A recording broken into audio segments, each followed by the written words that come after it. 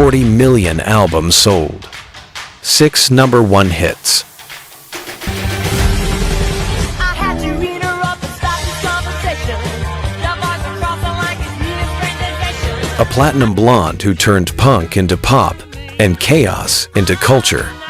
But behind those numbers was a woman the world never truly knew. In 1979, Heart of Glass hit number 1 on the Billboard Hot 100, making Blondie the first punk band in history to dominate mainstream radio. Debbie Harry's face was everywhere: Rolling Stone, Vogue, Playboy. She was the Marilyn Monroe of new wave, the voice of a generation caught between rebellion and beauty. But while the world saw glitter and fame, Debbie was fighting ghosts that never made the headlines. Born in 1945 and given up for adoption just 3 months later, she spent a lifetime searching for where she belonged.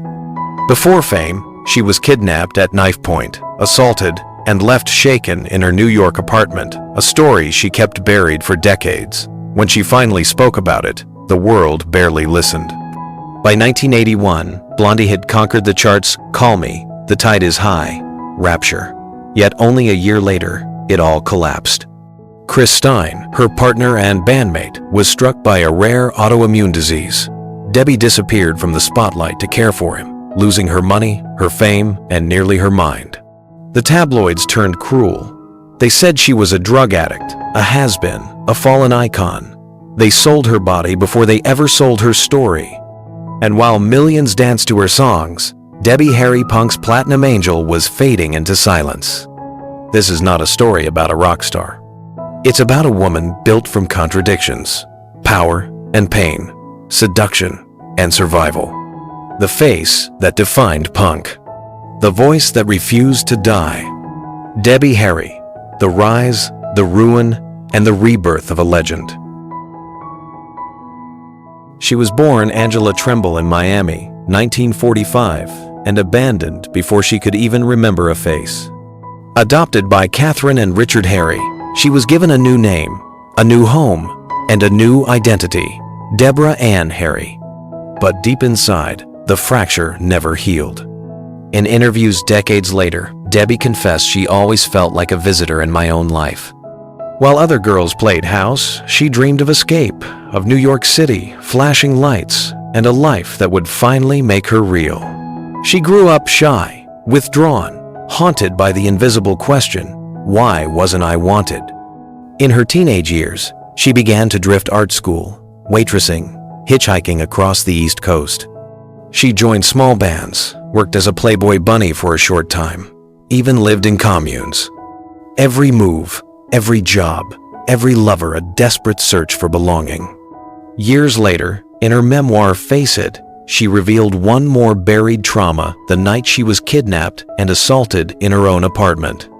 Her attacker stole her guitar, but he couldn't steal the one thing that would define her forever, her voice.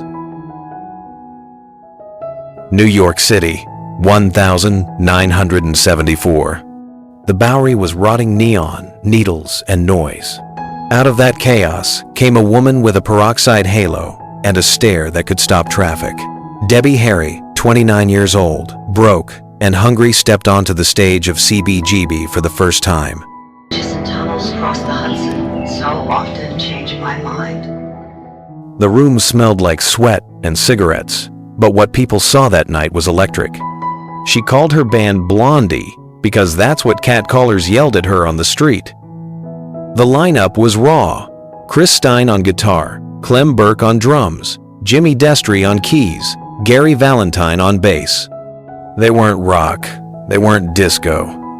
They were something else: punk with lipstick, glamour with venom.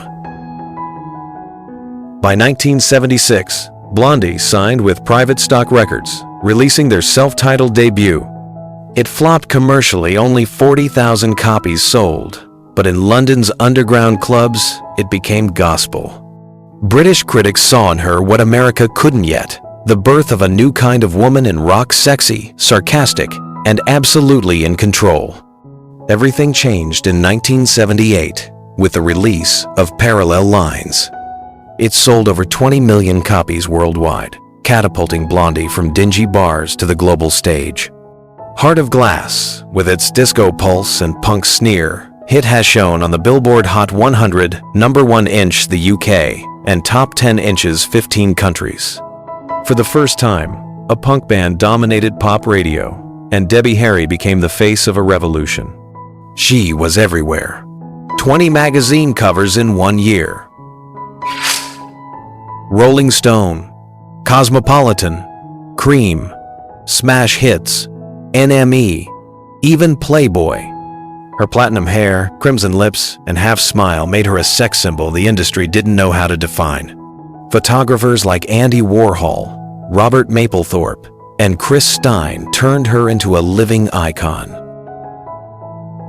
By 1980, Blondie's fourth album, Eat to the Beat, went platinum, and Call Me, written with Giorgio Moroder for the film American Gigolo, became the Hashon Song of the Year on Billboard. Spending 6 consecutive weeks at the top, Blondie was selling 1 million singles a month. Their music videos became MTV staples even before the channel officially launched in 1981. Then came Rapture, the first mainstream song to feature rap vocals, released in January 1981. It hit number 1 inch the US, introducing hip-hop to suburban America before most radio stations even knew what it was. Debbie Harry was not just a frontwoman, she was a cultural detonator. But with fame came invasion. Tabloids obsessed over her body, her lovers, her clothes. They called her punk's Marilyn Monroe, the blonde who weaponized beauty. Interviews fixated on her appearance rather than her artistry. She was labeled the sex and synth, the peroxide prophet. Debbie once said, "They sold my image like candy sweet, disposable, and profitable." Behind the flashbulbs, Blondie was breaking apart.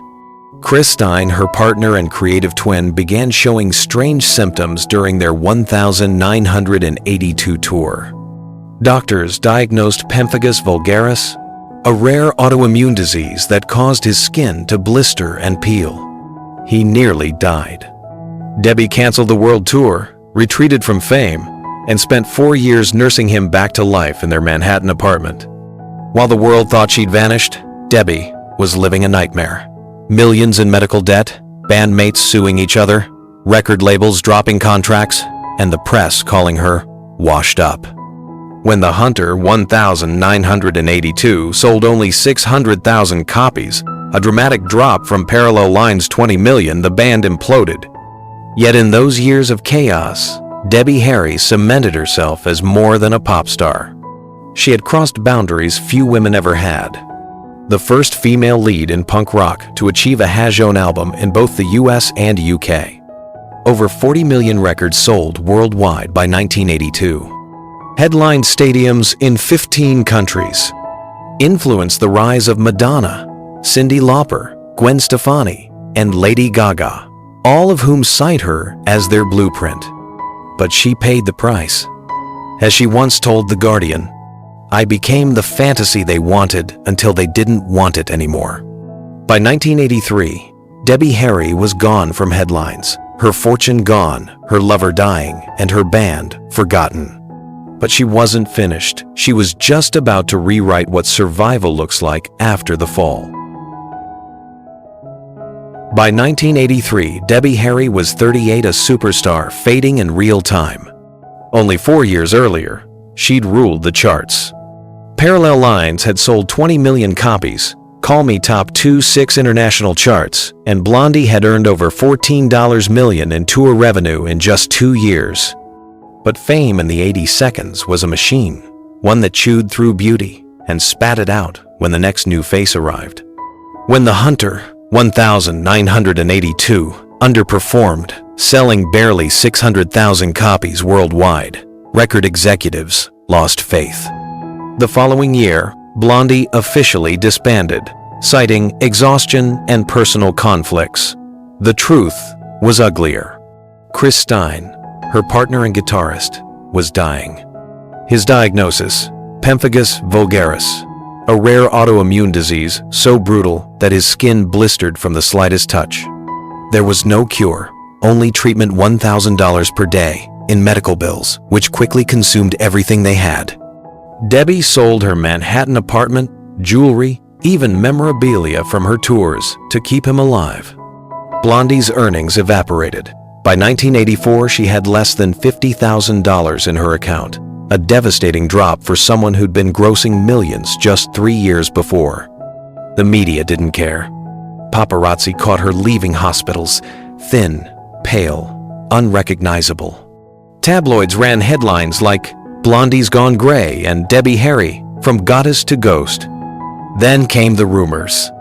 She was accused of being a heroin addict, a label she never escaped, though she denied it repeatedly. She later admitted to experimenting with drugs, but said she never developed an addiction. Still, the 1,980 seconds media didn't need truth, it needed scandal. The press began to twist her love story into tragedy porn, a superstar wasting away for a dying man. In one infamous 1985 article, People magazine wrote, "She's not Debbie Harry rock goddess anymore, she's Florence Nightingale in black leather." It was meant as sympathy, but it read like an obituary.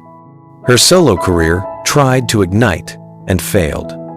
In 1986, she released Rockbird, her first solo album. Despite strong critical reviews, it peaked at only #97 on the Billboard 200, selling around 250,000 copies in the US. Her single French Kissin' in the USA hit number 8 inches the UK, but it couldn't rescue her stateside reputation.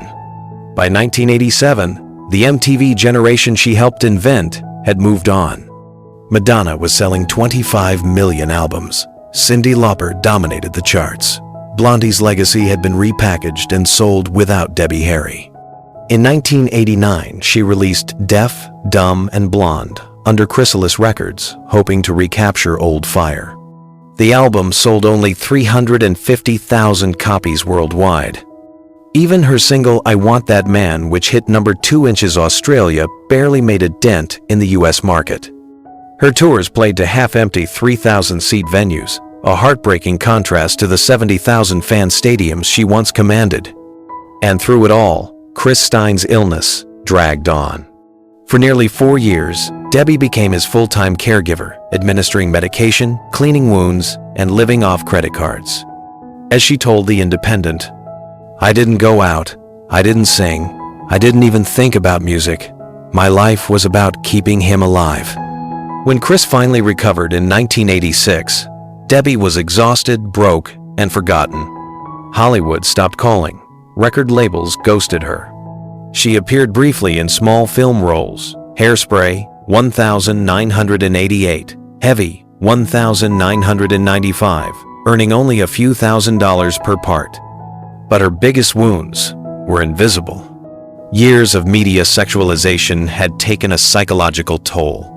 She once confessed, "I was treated like a toy, beautiful, blonde, and breakable. Once they'd had their fun, they threw me out of the box." Even feminist circles were divided about her. Some saw her as a trailblazer. Others accused her of selling sex to sell punk. In reality, she was a woman trying to survive an industry that commodified women's bodies and punished them for aging. By the early 90s, Blondie's legacy had been reduced to nostalgia compilations. She was living quietly in New York, often spotted at small art galleries or indie shows, far removed from the chaos she once ruled. Fans assumed she was retired. The truth was simpler: she was rebuilding from ashes. In 1993, a glimmer of revival came when Dream Sequence, a Blondie Greatest Hits reissue, sold over 500,000 copies in Europe. But the US industry still ignored her. When asked if she'd ever reunite Blondie, she laughed. "No one's asking. They think we're dead."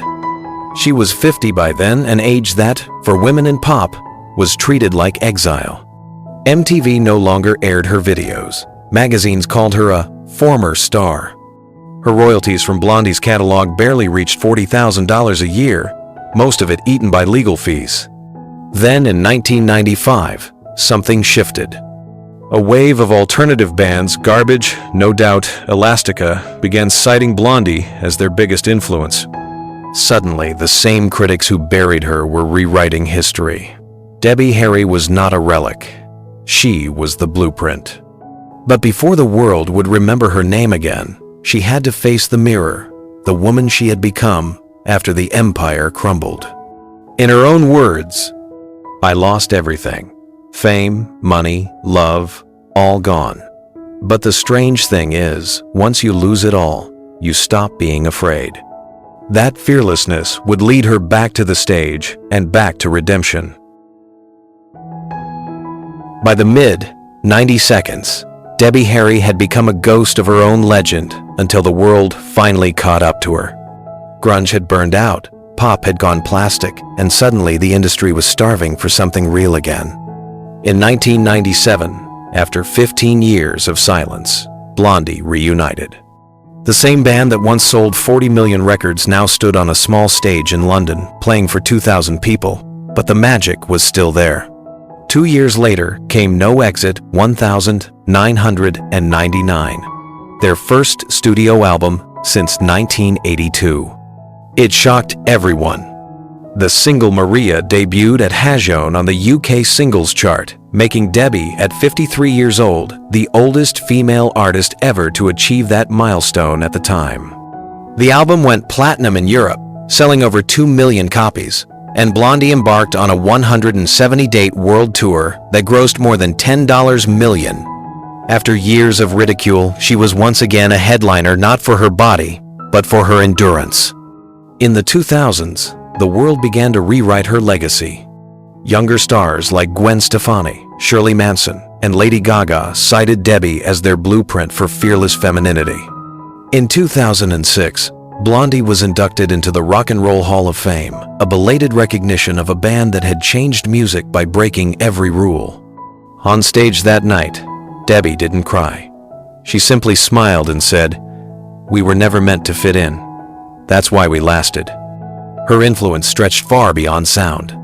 She became a champion for LGBTQ+ rights, performed at Pride festivals, and supported AIDS awareness campaigns. Fashion houses from Marc Jacobs to Gucci resurrected her image in campaigns inspired by her late 70 Seconds rebellion. She continued to record Panic of Girls 2011, Pollinator 2017, each charting in the top 10 of the UK albums chart. Even in her 70s, she was touring to sold-out European crowds of 20,000 fans a night. In her memoir, Face It, 2019, Debbie wrote, "I learned that survival is the only real fame. You outlast the lies, the noise, and the beauty that fades. What's left is the truth." Today, Debbie Harry stands as one of the few who made it through the machine, the sex symbol who refused to be destroyed by it. Her story isn't just about music. It's about the cost of being seen and the strength it takes to stay visible when the lights go out. Because legends don't vanish. They wait in silence until the world remembers who they really were. Debbie Harry proof that even when the spotlight dies, the fire never does.